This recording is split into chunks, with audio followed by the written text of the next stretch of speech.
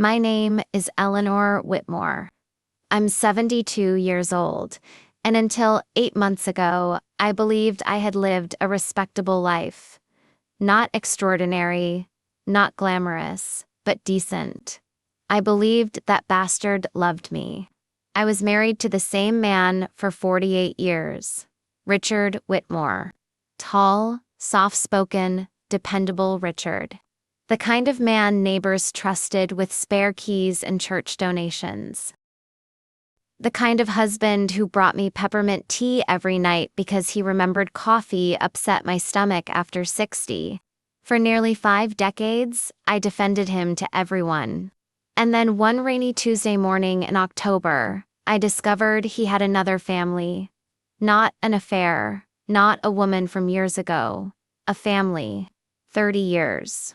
2 daughters. Holidays. Birthdays. Vacations. A life that existed beside mine, so perfectly hidden that I began questioning whether my own memories had ever been real at all. And the worst part, everyone else seemed to know before I did. The day it began looked painfully ordinary. I remember standing in the kitchen, peeling apples for a pie I wasn't even hungry for. Richard had left early, claiming he needed to meet an old insurance client in Hartford. Retirement never fully stuck to him. He liked pretending people still needed him. Outside, rain tapped against the windows in soft little bursts. I was reaching for cinnamon when the phone rang. Not my cell phone. The landline. Nobody calls landlines anymore unless someone has died. I answered immediately. A woman's voice hesitated on the other end. Is this Mrs. Whitmore? Yes. There was silence, breathing. Then she said something that split my life clean down the middle. I think you were married to my father. I laughed. Actually laughed. Because at 72 years old, your mind doesn't leap toward betrayal anymore. It leaps toward confusion, dementia, wrong numbers. I'm sorry, dear, I said gently. You must have the wrong person. No, she whispered. Richard Whitmore. Born in 1950. Worked in insurance for 30 years. Lives in Fairfield County. My hand tightened around the receiver. How do you know my husband? Another silence. Then she said the sentence I still hear in my sleep. Because he's my father too. I don't remember sitting down. One moment I was standing. The next, I was at the kitchen table, staring at the wallpaper while my entire body turned cold. No, I said. It came out weak. No, that's impossible. The woman sounded nervous. Young, but not too young, maybe 40s. My mother passed away 3 weeks ago, she explained carefully. We found documents, letters, photos. I didn't know about you until after her funeral. I felt nauseous. You're lying. I wish I was. Then she asked me a question only someone connected to Richard could possibly know. Does he still hum Sinatra songs when he's nervous? My stomach dropped. Because Richard had done that since 1977. He hummed Fly Me to the Moon while waiting outside delivery rooms, during storms, during tax season, before funerals. I suddenly couldn't breathe properly. What's your name? I asked Claire. How old are you? 46. 46. Our son Daniel was 45. That meant, while I was home nursing a newborn, Richard had been building another life somewhere else. My chest hurt so badly I thought I might collapse. Claire continued speaking softly, cautiously, like someone approaching a wounded animal. I'm not trying to hurt you. I didn't even know if I should call. But after Mom died, we found photo albums. He spent Christmases with us, birthdays, graduations. Richard missed Daniel's college graduation because of a business emergency. I remember crying in a hotel bathroom over that. He had promised us he'd make it. Oh my God, I whispered aloud. Suddenly, memories started rearranging themselves inside my head like furniture shifting in an earthquake. Business trips, long weekends, the annual conference in Boston. Welcome to Dark Decisions. If you enjoy listening to stories of revenge, drama, comebacks, and family conflicts involving big decisions, subscribe to the channel and like the video. The story is just beginning. The mysterious phone calls he took outside, the second credit card statement he claimed belonged to work expenses. All those years. Claire asked if we could meet. I should have hung up. I should have screamed. Instead, I heard myself say yes. We met 2 days later at a small cafe halfway between our towns. I arrived 20 minutes early because I couldn't sit still at home anymore. Richard thought I was visiting my sister Margaret. I watched every woman who walked through the door, wondering which one carried my husband's secrets in her face. Then Claire arrived, and I nearly fainted, because she had Richard's eyes, not similar eyes, his eyes. The same gray-blue color with heavy lower lids. The same nervous habit of pressing her lips together before speaking. Genetics are cruel that way. They erase denial instantly. She looked at me like she was seeing a ghost. "I'm sorry," she said immediately after sitting down. "I truly am." I stared at her. Then I noticed something else. A gold necklace. Tiny emerald pendant. My anniversary gift from Richard in 1994 had been nearly identical. Suddenly, I couldn't stop shaking. Claire opened her purse carefully and slid a photograph across the table. I wish she hadn't.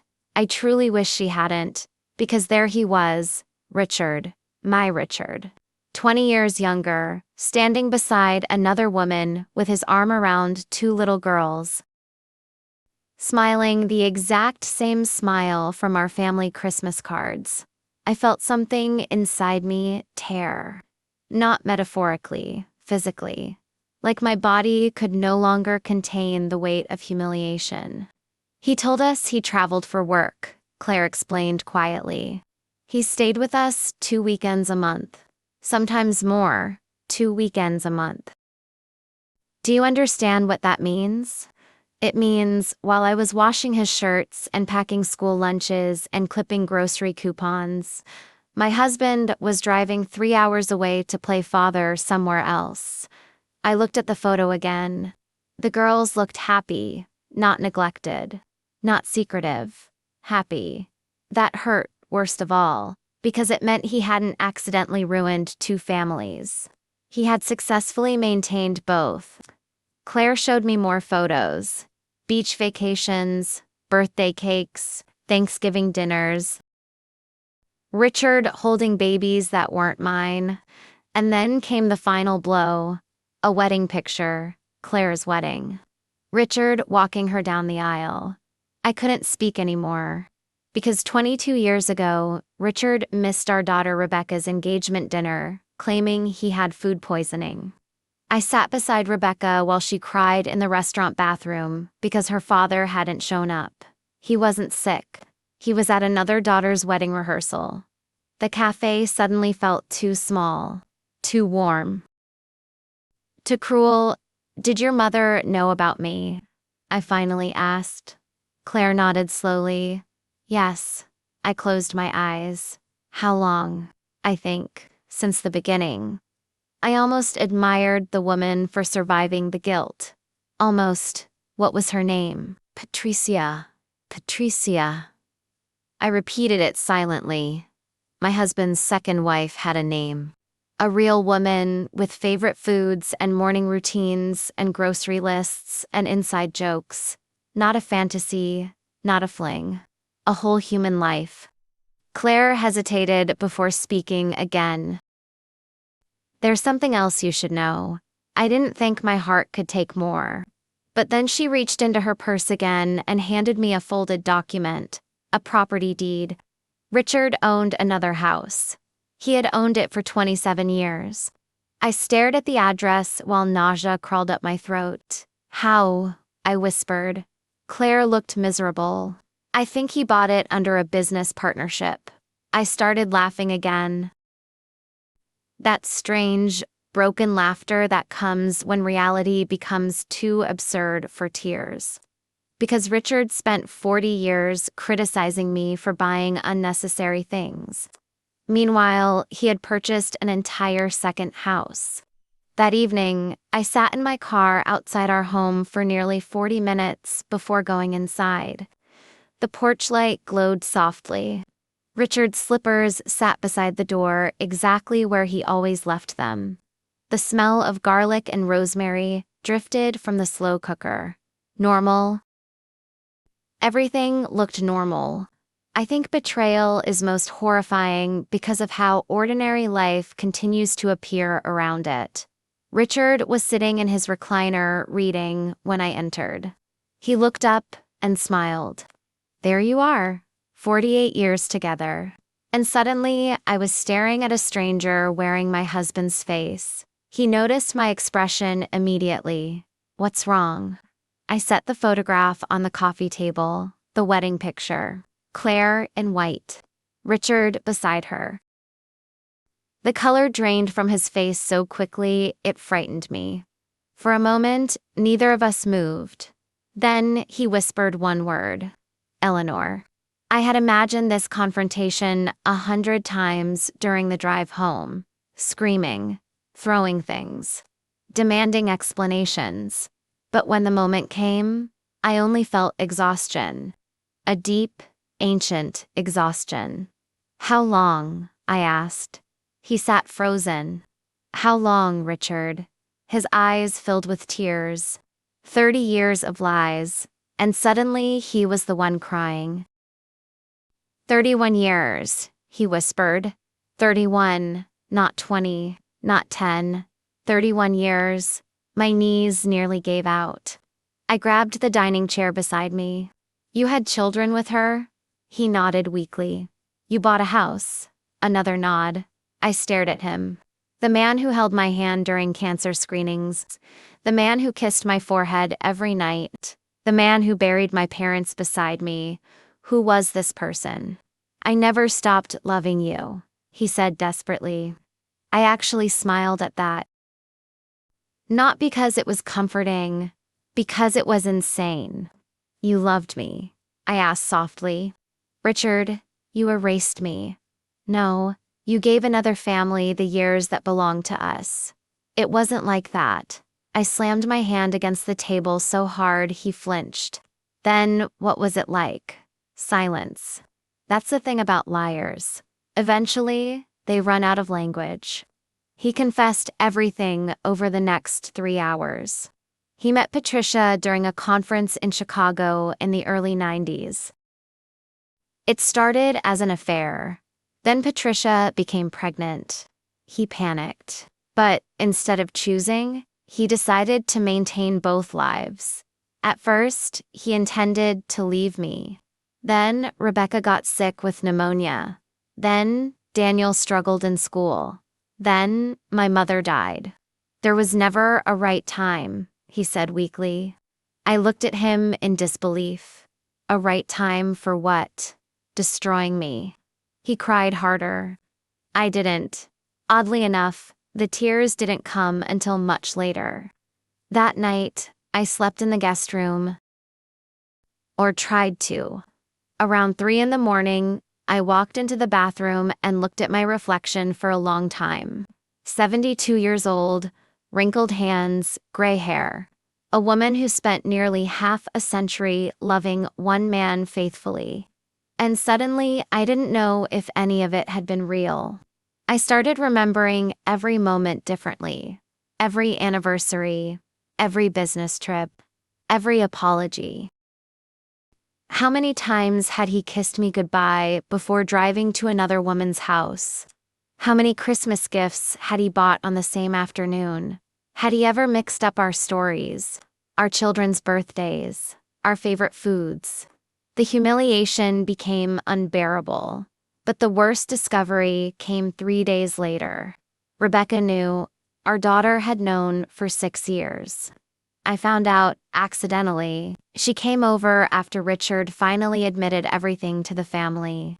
Daniel was furious beyond words. He refused to answer Richard's calls. But Rebecca behaved strangely calm. Too calm. After Richard went upstairs, I asked her directly, "How long did you know?" Her face crumpled instantly. And in that moment, I understood. Oh my God, she burst into tears. I didn't know what to do. I felt physically ill. How long? 6 years, 6 years. She explained she discovered emails accidentally while helping Richard fix his laptop. At first, he denied it. Then he begged her not to tell me. He said it would kill you, she sobbed. I stood there staring at my own daughter like I no longer recognized her either. And you chose him? No, Mom. You lied to me for 6 years. She cried harder. I was scared, but I barely heard her anymore. Because betrayal spreads, it infects everyone around it. Suddenly, every family dinner felt contaminated, every memory poisoned. I walked outside before I said something unforgivable. The air smelled like rain and dying leaves. I sat on the porch steps at 72 years old, feeling lonelier than I had at 13 after my father died. Because grief is easier when someone is gone. This was worse. Richard had stayed. That was the cruelty. He stayed long enough to become part of every inch of my life while secretly belonging somewhere else too. Over the following weeks, more truths surfaced like bodies floating after a storm. Patricia had died of pancreatic cancer. Richard attended her funeral. He told me he was at a veterans reunion. Claire's younger sister, Emily, hated him now. Apparently, Patricia demanded, before dying, that Richard finally tell me the truth. He delayed even that. Cowardice becomes habit after enough years. Then came the financial discoveries, hidden accounts, insurance policies, money spent on another mortgage, while I reused winter coats because Richard insisted we needed to be careful financially. I wanted to hate him. Part of me did. But another part kept remembering the man who held me after miscarriages.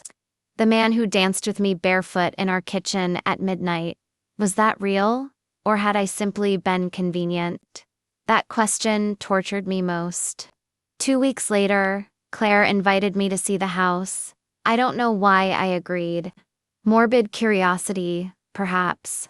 Or maybe I needed proof that the nightmare existed physically in the world. The house sat on a quiet street in Connecticut. White shutters, blue hydrangeas, a porch swing. It looked painfully similar to the kind of home I would have chosen myself. Claire opened the front door slowly.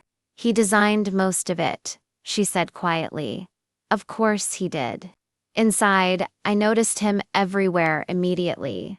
The bookshelf style, the Sinatra records, the leather chair identical to the one in our den. I felt dizzy. And then I saw the photographs lining the hallway. 30 years of my husband smiling inside another life. There were Christmas mornings while I thought he worked overtime, beach trips during conferences, birthday parties scheduled carefully around our family calendar. He had managed us like appointments. Suddenly, my eyes landed on one photograph that made my knees weaken. Richard teaching a little girl to ride a bicycle. The exact same pose, the same park, the same summer outfit from a photograph I owned of him teaching Rebecca. He reused memories. That realization shattered something inside me completely. I finally cried then, not graceful tears. Ugly, shaking grief that bent my body forward while Claire stood helpless nearby, because I understood something horrifying in that moment. I wasn't mourning my marriage, I was mourning certainty itself. For weeks after seeing the house, I stopped sleeping properly. Not because of nightmares, because waking up was worse. Every morning, I opened my eyes, and for 3 or 4 beautiful seconds, I forgot. Then reality returned all at once, like ice water poured directly into my chest. Richard had another family, 30 years. And somehow I was expected to continue existing afterward. People think betrayal explodes loudly. They imagine screaming matches and shattered plates and dramatic exits in the rain. But the truth is much quieter. It's standing in the grocery store, unable to remember whether your husband prefers wheat bread or sourdough, because suddenly you realize you may not have known him at all. It's hearing Sinatra in a pharmacy and gripping the shopping cart so hard your fingers ache. It's waking up after 48 years beside someone and realizing the stranger breathing down the hall stole half your life while smiling directly into your face. Richard tried speaking to me every day after the confession. At first, I ignored him entirely. Then came the letters. He slid them under the guest room door like a guilty teenager. 6 pages, 10 pages, sometimes 20. Explanations, regrets, memories, excuses, dressed as honesty. I read every single one. That was my weakness. Part of me still searched desperately for the man I thought I married. But every letter only made things worse. Because Richard wrote beautifully about loving me. And if he truly loved me, then what he did becomes even more horrifying. Cruelty is easier to understand when it comes from hatred. Love mixed with betrayal creates confusion that never fully settles. One evening, about a month after the truth came out, Daniel arrived unexpectedly. Our son had always resembled me emotionally, quiet until he exploded. He walked into the kitchen, saw Richard sitting there, and froze. The silence felt radioactive. Richard stood slowly. "Son?" Daniel raised his hand immediately. No, just one word. But I watched Richard physically shrink. "I don't want to hear your voice right now." Richard swallowed hard. "I know you're angry." Daniel laughed once. Angry, such a small word for this kind of destruction. "You missed my graduation because you were at another daughter's wedding," Daniel said quietly. Richard looked down. "You let Mom think you chose work over us." Still silence. Daniel stepped closer. "Do you know what she said that night?" Richard couldn't answer. "She defended you." My throat tightened immediately because I remembered sitting beside my devastated son in that hotel restaurant, insisting his father was a good man who simply had responsibilities. Daniel's eyes glistened. "She spent our entire lives protecting your reputation." Richard started crying again. I had grown to hate his tears. They felt selfish now. Daniel looked at me. "You staying with him?" The question hit harder than expected, because I didn't know. And at 72 years old, not knowing your own future feels terrifying. "I haven't decided." Daniel nodded slowly, but disappointment flashed briefly across his face before disappearing. Children never stop wanting their parents to be heroes. Even at 45. After he left, Richard tried approaching me. I never wanted to hurt the children. I stared at him. "Then, what exactly did you think would happen when this came out?" He opened his mouth, closed it again. That became common. Reality had finally cornered him into silence. 3 days later, Rebecca came alone. I nearly told her not to come inside. That's the truth no mother wants to admit. My own daughter's betrayal hurt almost as much as Richard's. Because Richard chose deception. Rebecca chose loyalty to deception. There's a difference. She sat across from me at the kitchen table, twisting tissues between trembling fingers.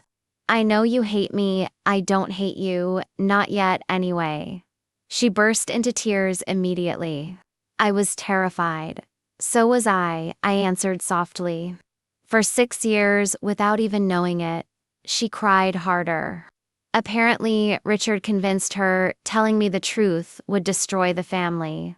I almost laughed at that, as though the family hadn't already been destroyed the moment he built another one. You should have told me, I know. Every birthday dinner, every holiday, you sat there looking at me knowing. She nodded weakly. I watched my daughter carefully then. Rebecca had inherited Richard's guilt-ridden eyes. Suddenly, I wondered how many times she almost confessed. How many holidays tasted like ash in her mouth. Pain travels through generations that way. She finally whispered something I didn't expect. I think Grandpa knew too. I looked up sharply. My father? She nodded slowly. He said strange things sometimes. My stomach turned cold. My father died 12 years earlier. A stern, quiet man who rarely interfered in marriages. What things? Rebecca hesitated. Once he asked me if I thought a woman could survive knowing the full truth about someone. I couldn't breathe for a moment. Because suddenly, memories surfaced. My father disliking Richard unexpectedly during certain years. The tense silences between them. The way Dad once asked me during Thanksgiving if I was truly happy. Oh my God. How many people knew pieces of my life before I did? I felt humiliated beyond language. After Rebecca left, I locked myself in the bathroom and finally screamed. Not words, just raw sound. 72 years old, standing beside prescription bottles and wrinkle cream, screaming like an injured animal because my entire existence suddenly felt counterfeit.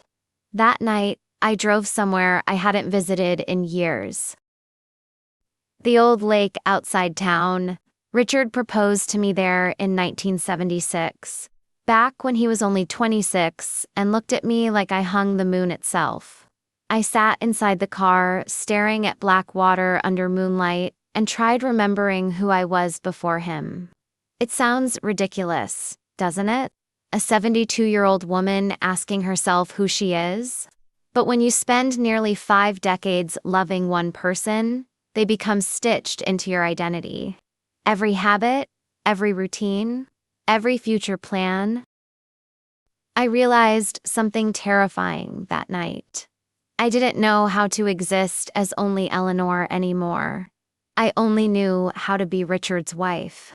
That realization frightened me more than divorce, because betrayal steals time, but it also steals selfhood. The following week brought another wound. Church, I almost didn't go, but routine dragged me there anyway. The moment I entered, conversations shifted subtly. Eyes lingered too long. Sympathetic smiles appeared instantly. I understood immediately. People knew, of course they did. Secrets that large never stay buried. Mrs. Hargrove hugged me near the entrance. Too tightly, too sadly. And suddenly, humiliation flooded my body so powerfully I nearly walked back out. Because now, I wasn't simply betrayed, I was pitied. Do you know what pity feels like at 72? It feels unbearable. During the sermon, I couldn't focus on a single word. All I could think was, how many women here suspected? How many husbands knew? Was I the only fool in the room? After service, an older man named Walter approached carefully. He'd known Richard for decades. Eleanor, he said gently, if you need anything. Then he stopped himself. Guilt flashed across his face. My blood ran cold. You knew? Walter looked horrified. No, not exactly. You knew. His silence answered for him. Not details, perhaps, but enough. Enough to make me look ridiculous in retrospect. I drove home shaking so violently I had to pull over twice. That afternoon, Richard found me sitting on the porch, staring into nothing. He sat beside me cautiously. For several minutes, neither of us spoke. Then I asked the question haunting me most. Did you ever laugh at me? He looked stunned. What, with her? Did you laugh about how stupid I was? His face crumpled instantly. No, never. Did she hate me? No. I finally looked at him then. Did you love her? And there it was. The question he feared most, because no answer could save him. He whispered eventually, yes. I nodded slowly. Oddly enough, that truth hurt less than the lies. At least it was honest. And did you love me? Yes. I closed my eyes. There are wounds too deep for anger. What he admitted was somehow worse than if one marriage had meant nothing. Because according to Richard, both marriages mattered. Which meant he willingly divided himself for 30 years while allowing two women to build their entire emotional worlds around half a man. I don't understand you, I whispered. Neither do I anymore. That was the first truthful thing he'd said in weeks. A few days later, Claire called unexpectedly. I think you should know something, she said carefully. Apparently, Patricia kept journals, boxers of them.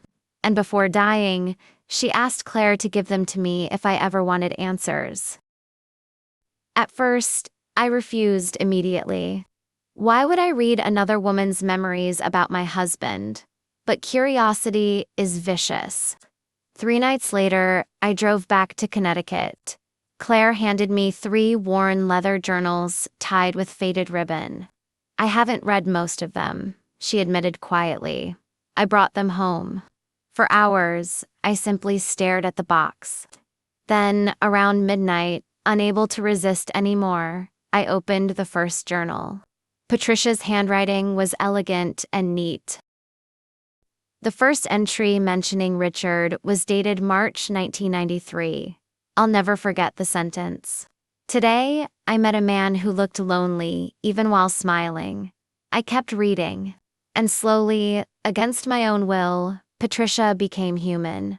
Not a villain, not a seductress. A woman, divorced young, working 2 jobs, scared of growing old alone. Then came the affair.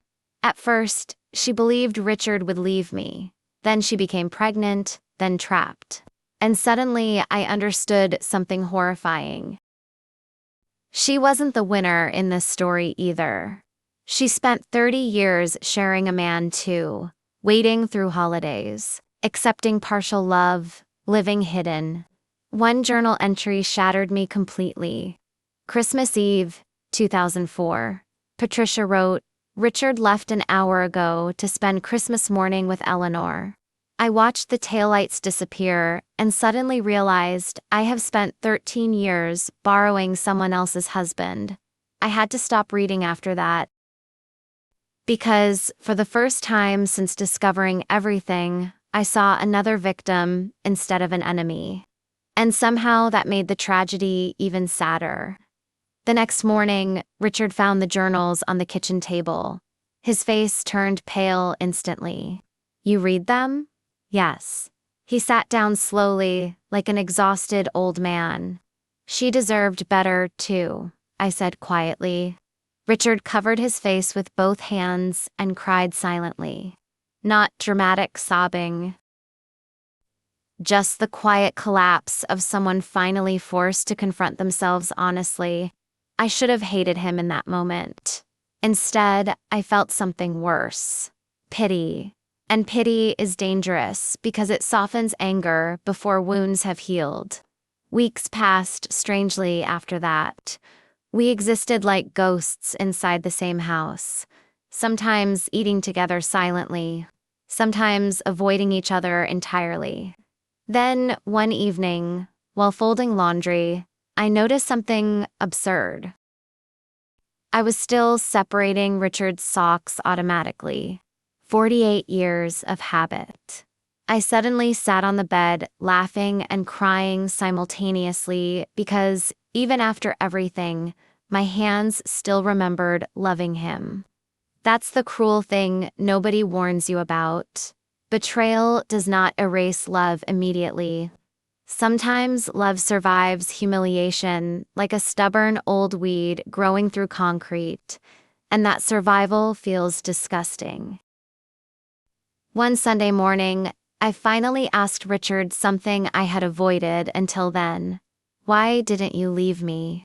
He looked genuinely confused, because I loved our life. Not me specifically, our life, the home, the traditions, the stability, the history. I realized then that Richard loved comfort more than truth, and perhaps many people do. I would never have done this to you, I whispered. I know, no, Richard. I don't think you do. Because if he truly understood loyalty, he could never have survived 30 years betraying it daily. Then came the final fracture. 3 months after the truth emerged, I received a letter addressed in unfamiliar handwriting. No return address. Inside was a single photograph. Richard, Patricia, Claire, and Emily, and another child, a little boy around 8 years old. My vision blurred immediately, because Richard never mentioned a son. Underneath the photograph were 6 handwritten words. There's more you still don't know. My hands shook so violently that the photograph slipped onto the kitchen floor. A little boy, dark hair, thin shoulders, Richard's smile. I stared at the image while cold panic spread through my chest like poison. For several seconds, I genuinely thought my heart might stop. Because after months of revelations, after sleepless nights and shattered memories and humiliations I could barely survive, I suddenly understood something horrifying. I still did not know the full truth.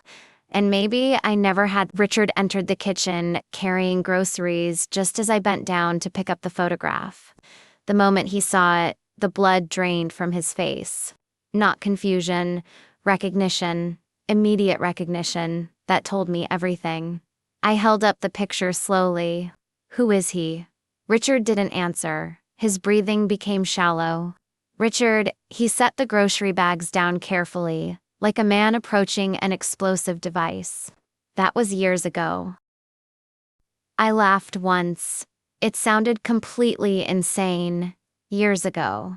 I repeated softly, "Do you hear yourself anymore?" He pressed both hands against the counter. He died. The room went silent. I stared at him. What? The boy? He died. Suddenly, the photograph felt heavier in my hand. How? Richard closed his eyes. Leukemia. I sat down slowly because my knees no longer trusted me. The world tilted strangely around me. A son, dead, and I never even knew he existed. How old? 10 years old. Oh God, I looked at the photograph again. The child looked happy, skinny but happy when. 19 years ago, 19 years since my husband buried a child while sleeping beside me every night, pretending nothing had happened. I felt physically ill. You went to his funeral? Yes. What did you tell me? Richard stared at the floor. I said I had a conference in Denver. I remembered that trip. I remembered buying him a new coat before he left because snow was expected. I remembered kissing him goodbye at the airport while he carried funeral clothes for another son. My stomach twisted violently. What was his name? Richard's eyes filled immediately. Michael? I whispered it silently. Michael? A little boy existed in this world, carrying my husband's blood, and died before I even knew he breathed.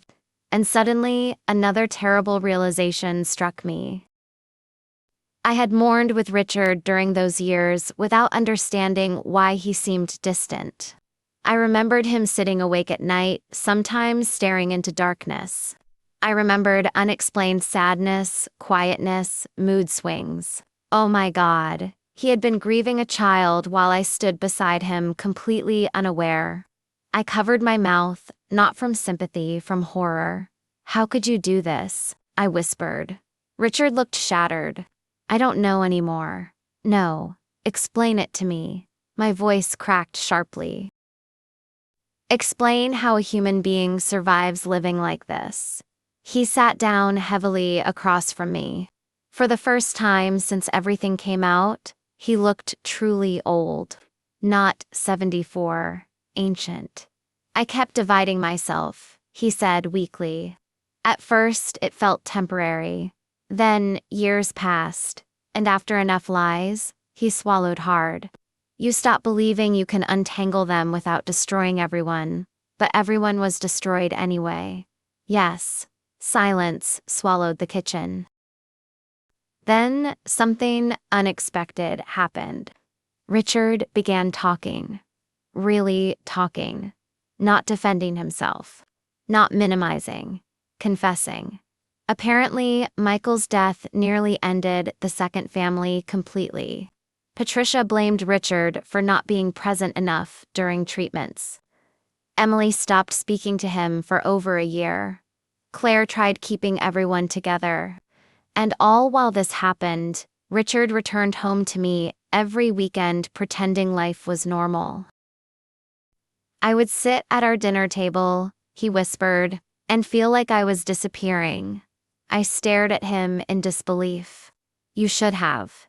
He nodded slowly. "I know." Then came another truth, the cruelest one yet.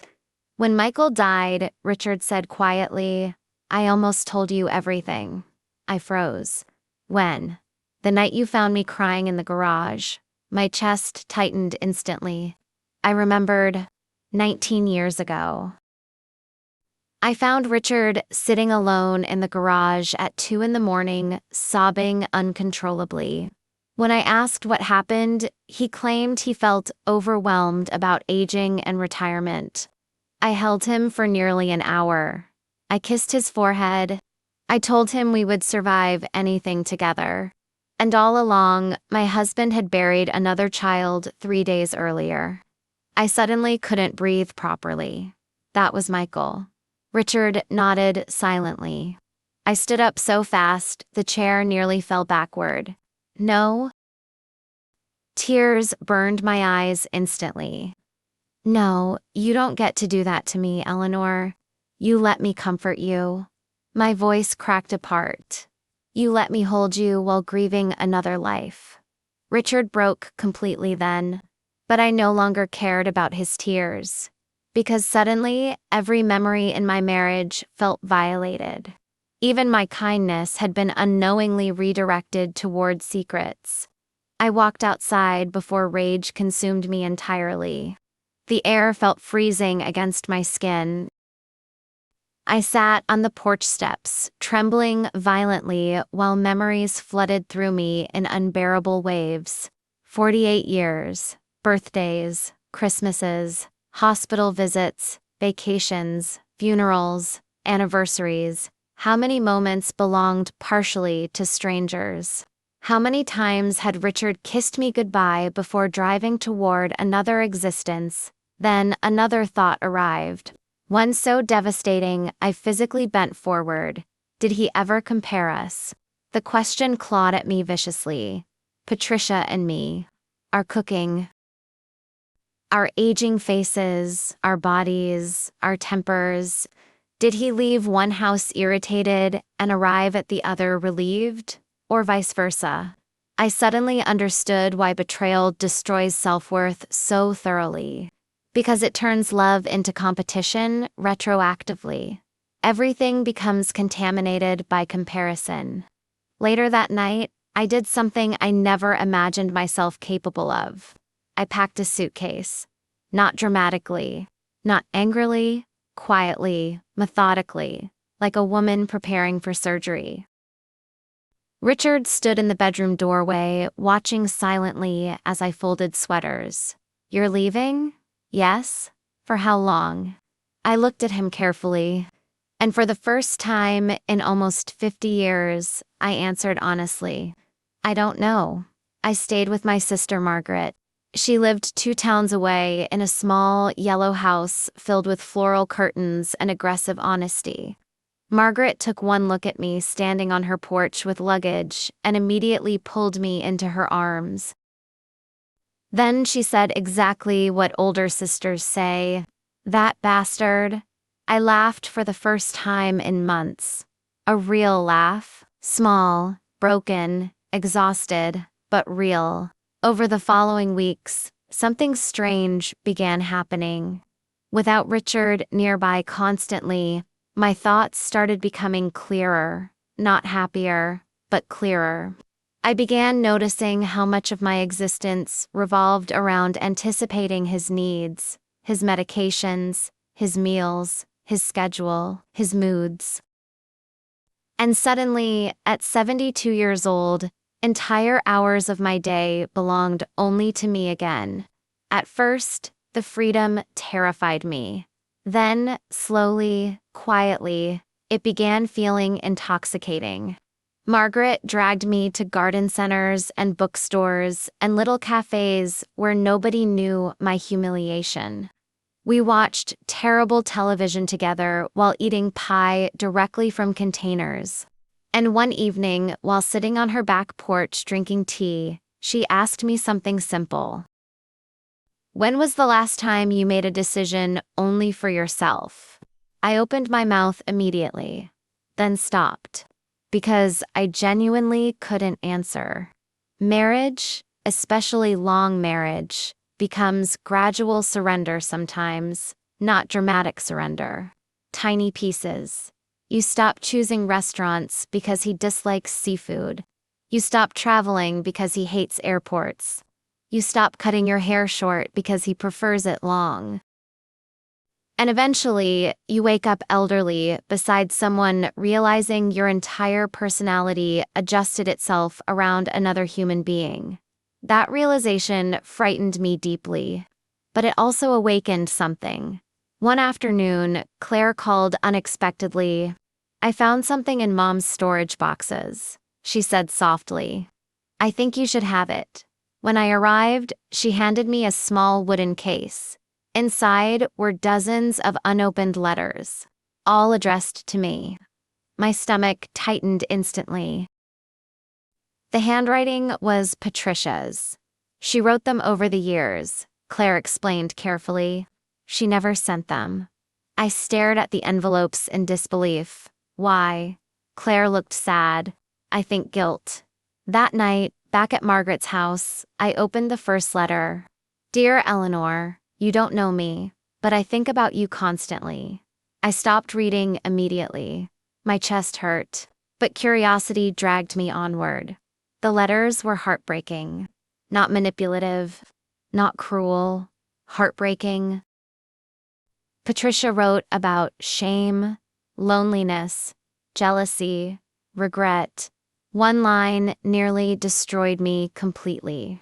You are the woman who received his whole name while I survived on fragments. Fragments, that word stayed with me for days.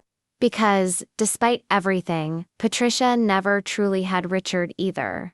None of us did. Not fully. Richard divided himself until no one received completeness. Another letter described hearing about Rebecca's pneumonia. Patricia wrote, he cried in my kitchen because he couldn't be there openly for his daughter. His daughter, singular. Even Patricia understood who came first emotionally. I suddenly realized something profound. Richard never created two equal families. He created two incomplete lives.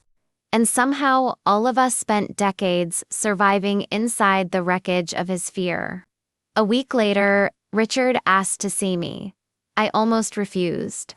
But exhaustion eventually replaces rage. We met at a quiet park near the lake where he proposed decades earlier. Age had changed him quickly these past months. His shoulders looked smaller somehow, his face hollow. Guilt ages people. He sat beside me carefully on the bench. For several minutes, neither of us spoke. Then he handed me an envelope. "What's this?" "The house." I frowned. "I signed it over to you." I stared at him. "The Connecticut house?" He nodded. "I sold it after Patricia died." "The money's yours?" I almost laughed. "You think this is about money?" "No." "Then what is it about?" Richard looked toward the lake. "Consequences." That word lingered between us quietly. Consequences. Finally, not apologies, not excuses. Consequences. I spent 30 years avoiding them, he whispered. And now they're all here at once. For the first time, he sounded genuinely aware of the devastation.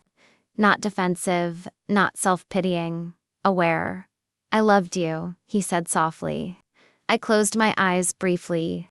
"You keep saying that." "Because it's true." I looked at him then, really looked. This man had once been the center of my universe. The father of my children. The keeper of my secrets. My safest place. And now he looked like a tired stranger carrying ruins in both hands. "You loved me selfishly," I answered quietly. His eyes filled immediately because he knew I was right. There are many forms of love. Some nourish, some consume. Richard's love collected people instead of protecting them. We sat in silence a while longer before he spoke again. "I'm sick." I turned sharply. "What?" "Heart failure." The world stopped briefly. "When did you find out?" "A few months before Patricia died." I stared at him numbly. "How bad?" He smiled faintly. "The doctors aren't optimistic." Suddenly, everything rearranged itself again. Because life enjoys cruelty, apparently. After all this betrayal, after rage and humiliation and grief, I was now staring at the possible end of the man I once loved most in the world. And the terrifying part of me still loved him. Not the lies, not the betrayal, but the boy he used to be. The man who held my hand during labor. The husband who danced barefoot in kitchens. Love doesn't disappear neatly just because truth arrives late. That's what nobody tells you. "You should have told me," I whispered. "I've spent 30 years hiding things from you. I didn't know how to stop." That answer hurt because it was probably true. Lying had become his native language. We watched the lake quietly while evening sunlight softened across the water. Then Richard asked something so small it shattered me completely. "Do you remember our first apartment?" I nodded slowly. Tiny kitchen. Broken heater. Yellow curtains. We were poor and deliriously happy. "I still think about those years constantly," he said. "So do I, and for one dangerous moment, I wanted to forgive everything. That terrified me more than hatred ever could. Because forgiveness feels noble until you realize it sometimes asks you to abandon yourself. And after 72 years on this earth, I was only beginning to understand who Eleanor Whitmore actually was without everybody else's needs drowning her out. So I stood up slowly. Richard looked frightened immediately. "Are you leaving?" "Yes, for good." I looked at him carefully. Then I answered with the only truth I still trusted. "I honestly don't know." 3 weeks after meeting Richard at the lake, I returned home. Not because I forgave him, and not because I couldn't survive without him. I returned because, after months of grief and humiliation and rage, I finally understood something important. This house belonged to me too. My memories were not counterfeit simply because his were divided. The birthday cakes I baked were real. The nights I stayed awake beside sick children were real. The love I gave was real. Richard's lies did not erase my truth. And strangely enough, Realizing that changed everything. When I walked through the front door carrying my suitcase, Richard looked genuinely stunned. He had grown thinner, older. There's a particular look people get when they finally stop running from themselves, exhaustion mixed with surrender. "I didn't expect you back," he admitted quietly. "I'm not coming back as your wife." The words hung heavily between us. He nodded once. "I understand." And for the first time in months, I believed he actually did. The next few weeks felt strange. Peaceful sometimes, painful others. We lived in the same house, like two survivors walking carefully through ruins. But something fundamental had changed inside me. For nearly 50 years, Richard had been the center of my emotional universe. Now, he was simply a man. A flawed, aging, frightened man who made catastrophic choices because he lacked the courage to face temporary pain. And once I saw him clearly, the illusion finally broke. One evening, Rebecca came over unexpectedly. I opened the door and immediately saw she'd been crying. "Can we talk?" I almost said no. Part of me still wanted her to suffer the way I had suffered. But pain spreads too easily through families already drowning in secrets, so I stepped aside. We sat in the kitchen together while rain tapped softly against the windows. Neither of us spoke at first. Then Rebecca finally whispered, "I miss my mother." That sentence nearly shattered me, because I understood immediately what she meant. Not physically, emotionally. The version of me that existed before all this. "I'm still here," I said softly. Tears rolled down her face. "I know, but everything feels different now." "Yes," I whispered. "It does." Then she finally said the thing I think she'd carried for 6 years.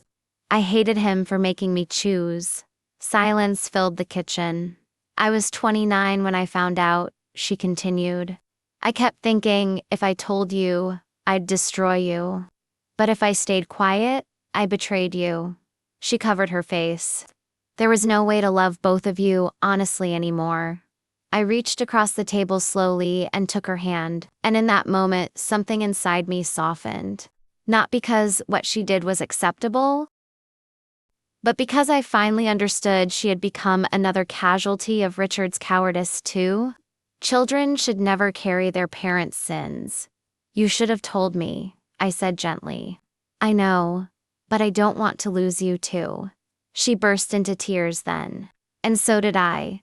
We held each other for a long time in that kitchen, while decades of grief quietly unraveled between us.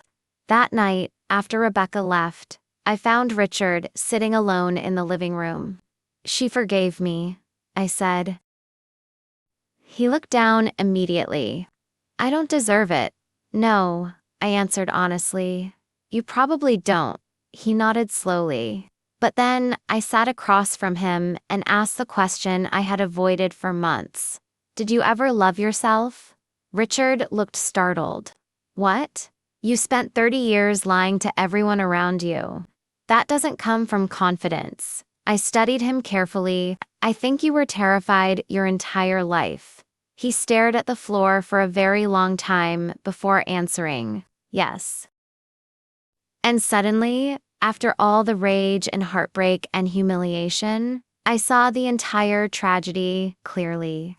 Richard feared disappointing people so deeply that he became willing to destroy them instead. He feared loneliness, conflict, and consequences, and that fear slowly turned him into a man who lived multiple lives because he lacked the courage to fully live even one.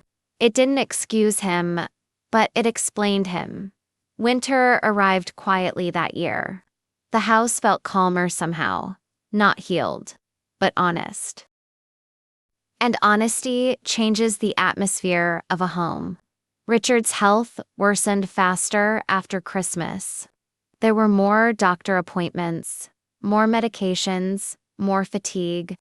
One night in February, I found him standing in the hallway, holding the wall for balance. I helped him sit down carefully, His hands trembled in mine. "I'm tired, Eleanor." I believed him. Not just physically, spiritually. Tired from decades of pretending. Tired from carrying versions of himself everywhere he went. Tired from finally facing the ruins he created. That night, he asked me something quietly. "Will you stay?" I looked at him for a long moment. And strangely enough, I realized I already knew the answer. "Yes," I whispered. Not as his deceived wife. Not as the woman who blindly worshipped him for decades. But as a human being who once loved another human being deeply, despite everything. Love changes shape when truth arrives. Sometimes it survives as romance. Sometimes it survives only as compassion. But real love rarely disappears completely. Richard cried silently after I answered, not dramatic tears, just grief. Because I think he finally understood the full weight of what he lost.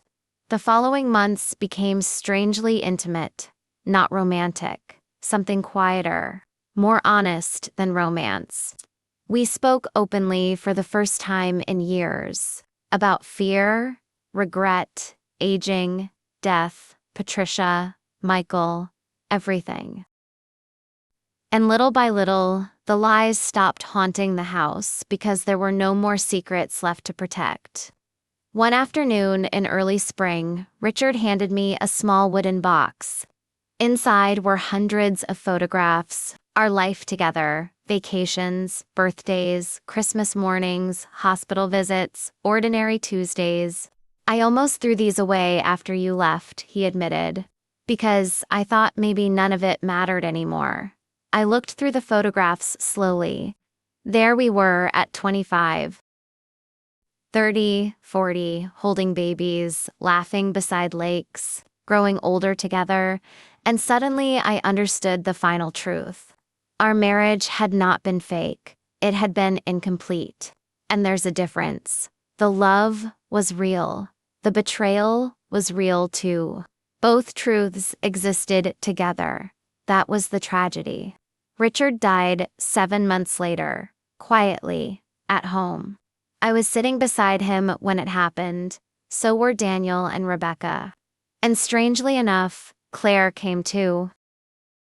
For the first time in history, all the broken pieces of Richard's life existed in the same room together. No lies, no separate worlds, just truth at last. Right before the end, Richard looked at me weakly and whispered something I'll never forget. "You deserved better." And after 48 years together, it was probably the most honest sentence he ever gave me. After the funeral, people kept asking if I regretted staying. I thought about that question for a long time. And the answer surprised even me. No. I regret loving a man who feared honesty more than destruction. I regret wasting years shrinking myself around someone else's choices. I regret ignoring instincts to preserve comfort. But I do not regret loving deeply. Because, despite everything, love itself was never the mistake. The mistake was abandoning myself while loving someone else. I'm 72 years old now. Well, almost 73. And for the first time in my entire life, I finally understand something I wish I had learned decades earlier. A woman can survive betrayal. She can survive humiliation. She can survive losing the version of life she thought she had. But she cannot survive disappearing inside someone else forever. That is the real danger. Not heartbreak, erasure. And if there's one thing these last months taught me, it's this. Sometimes the end of your illusion is the beginning of your freedom. Now I want to ask you something. If you discovered after decades that the person you trusted most had lived another life behind your back, would you stay until the end? Or would you walk away forever? Tell me in the comments. And if this story touched you in any way, Don't forget to like the video and subscribe to the channel for more emotional stories about love, betrayal, family, and the difficult choices that change lives forever.